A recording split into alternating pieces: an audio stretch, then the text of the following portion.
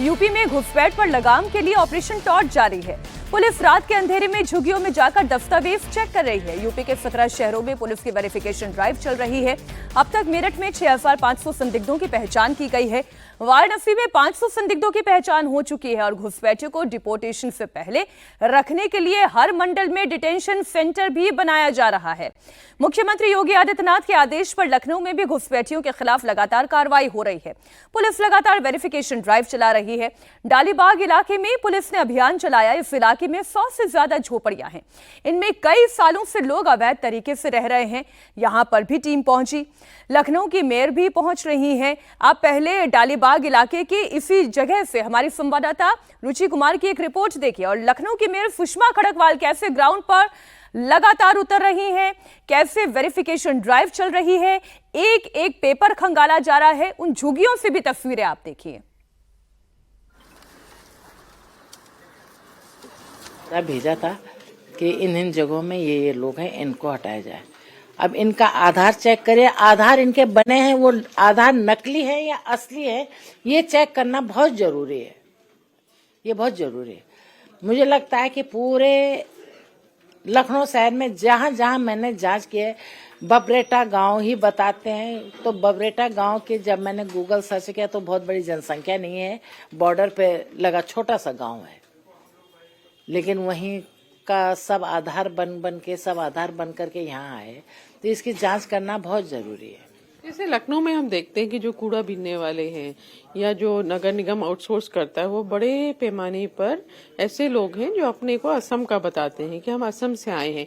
तो ऐसे की संख्या करीब कितनी होगी जो कूड़ा उठाने का काम कर रहे हैं या आउटसोर्स किया गया है? नगर निगम में भी मैंने आदेश कर दिया है कि इनको बाहर किया जाए। और अभी पिछली बार जब मैं खुद जांच करने गई थी तो 160 कर्मचारी खुद ही भाग लिए थे और धीरे धीरे 1-2 महीने में पूरा फिल्टर मैं करवा दूंगी। ये आप विश्वास करिए, फिल्टर होना बहुत जरूरी है क्योंकि ये अपने हमारे रोजगार का नुकसान करते हैं।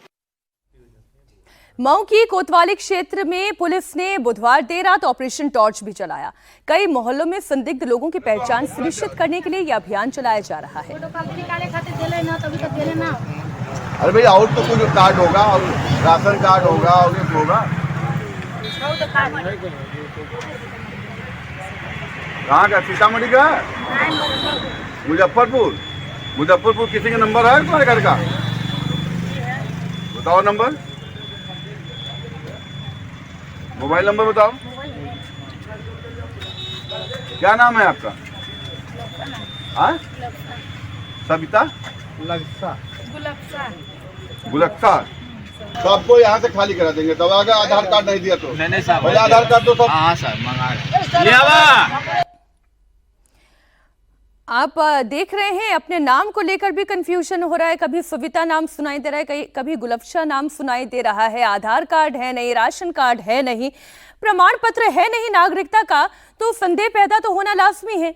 बांदा में भी पुलिस का एक्शन लगातार जारी है। जो कि झोपड़ियों में रहने वाले लोगों और सड़क किनारे रह रहे लोगों से पूछताछ की गई। होटल और ढाबों में ठहरे लोग और किराए पर रह रहे लोगों से भी पूछताछ हुई है। समस्त थाना क्षेत्रों में सघन तलाशी अभियान चलाया गया। अभियान के तहत होटलों, सार्वजनिक स्थानों, झुग्गी झोपड़ियों, डेरों, विश्राम गृहों आदि का पुलिस द्वारा भौतिक सत्यापन किया गया। अभी तक अभियान के तहत कोई भी संदिग्ध व्यक्ति प्राप्त नहीं हुआ है।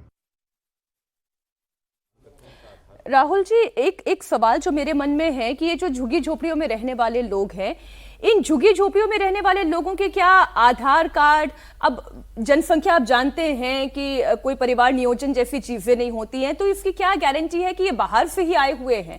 हो सकता है वहीं पे पैदा हुए, जन्मे पले बड़े हों, उनका आधार कार्ड नहीं बना हो।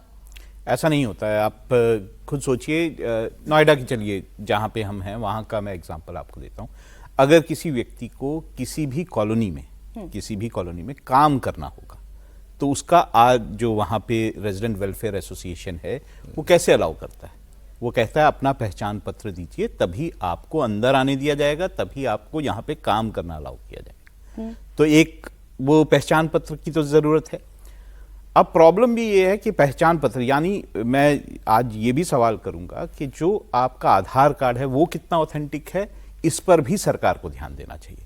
आप ज्यादातर आधार कार्ड जब इन वर्कर्स के देखेंगे तो उसमें जो एज की डेट आती है, लास्ट ईयर आता है, वो सेम दिखाई देगा आपको बहुत सारे आधार कार्ड में। तो शंका वहां पैदा होती है कि आधार कार्ड बन कैसे रहे हैं और क्या आधार कार्ड नकली हैं। ये वेरिफिकेशन बहुत जरूरी है, जो कि अभी जो आपके यहाँ पर की भूमिका है या राज्य सरकार की भी भूमिका है? जहां आधार है वहां तो केंद्र की भूमिका है, आधार कार्ड जो है वो केंद्र की भूमिका है, लेकिन राज्य सरकार, जब आप राशन कार्ड बनाते हैं या बाकी आइडेंटिफिकेशन के डॉक्यूमेंट्स बनाते हैं, वहां पे राज्य सरकारों की भी भूमिका है। और देखिए, ये जो माइग्रेंट्स हैं, ये जो बांग्लादेश से आए हुए लोग हैं, आप ही के टेलीविजन पर मैं देख रहा था और सुन रहा था कि उन्होंने कहा हम 15 साल से यहाँ पर हैं, हम 20 साल से यहाँ पर हैं, हमारे पास कोई डॉक्यूमेंट नहीं।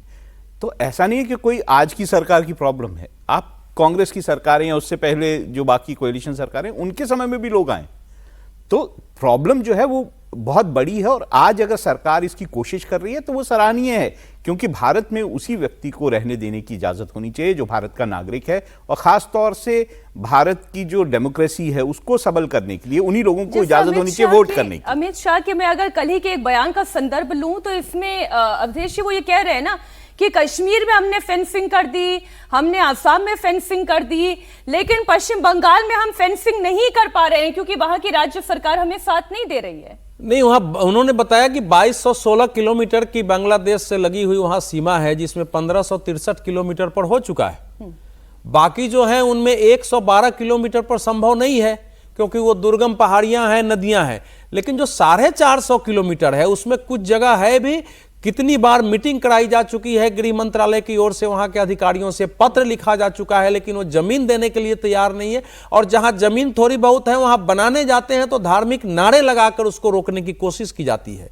और उन्होंने पहले भी 27 मार्च 2025 को 27 जून 2025 को लोकसभा में एक स्टेटमेंट दिया था। बोला था कि देश में जहां कहीं घुसपैठिए पकड़े जा रहे हैं उनमें ज्यादातर के पास 24 परगना, पश्चिम बंगाल के आधार कार्ड और वोटर आई कार्ड मिल रहे हैं। तो जाहिर है कि वो चल रहा है। देखिए, झुग्गी झोपड़ियों में, मैंने भी काम किया है झुग्गी झोपड़ी में, झुग्गी झोपड़ी कोई नहीं है जहां झुग्गी झोपड़ियों पर काम करने वाले एनजीओ नहीं है, रजिस्टर्ड नहीं है।